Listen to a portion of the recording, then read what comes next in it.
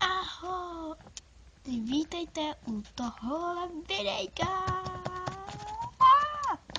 Tady máme slibovaný velikonoční tek.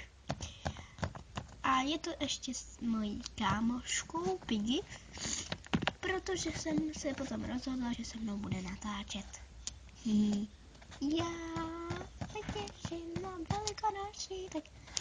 A my teda s Piggy budeme již říkat otázky, mám na nabíjce mobil. Jak můžete vidět, takže jsem se dám na postele. Takže můžete říkat otázky. Jo. Dobře. Věříš na velikonočního králíčka? No, tak když jsem tohle otázku dostala, tak jsem si říkala. Takže slovo, který jsem neznala a teď znám. Takže vůbec nevím, co to je. Takže nevím, jestli na to mám věřit, anebo ne. Máš ráda Velikonoce? No jasně, že mám. Mě vůbec nevadí, když dostanu výprask od těch kluků. Je to jenom výprask, nic víc. Dostáváš hodně sladkostí, zdala. Jo, hodně sladkostí. Třeba včera jsem si dala takovýho beránka z perníku. Ještě mám perníčky. Já. Povedla se ti nafouknout bublina ze žvíkačky. Tady máme tu otázku.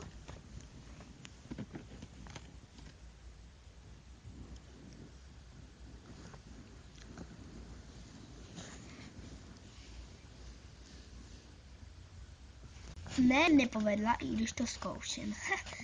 Oblíbená příchuť žvejky.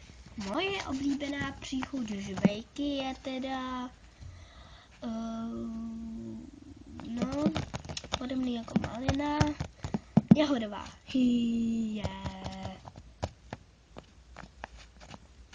Kde už to kameru dají nahor?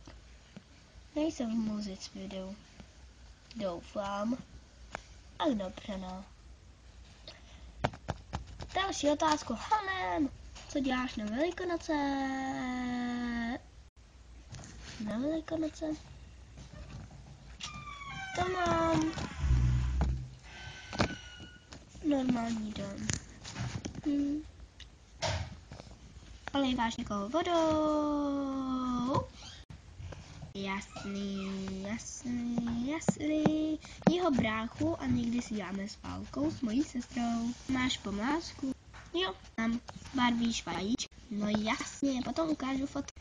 Máš nějakou výzdobu? Jo, ale jen v obyváku. Oslavujete tento den? No, ani taky jako moc ne. Jakože moc ne. To je normální den, jenom že si dáme ke snídani vajíčka a prostě takhle. Víte, nic víc. Takže tohle by bylo pro tohle video všechno. Já se s váma loučím. Čau. Přidejte si mě prosím na Facebooku. Jo a kdybyste se mě něčeho chtěli zeptat nebo něco prostě, tak v minulém videu informačka k velikonočnímu tagu, tak tam máte dole, jak se jmenuji na všech mých apkách.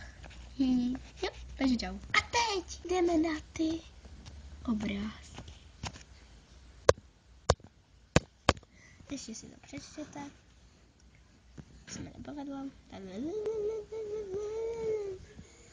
Prostě takhle škrábu. Bylo jich teda 11 otázek.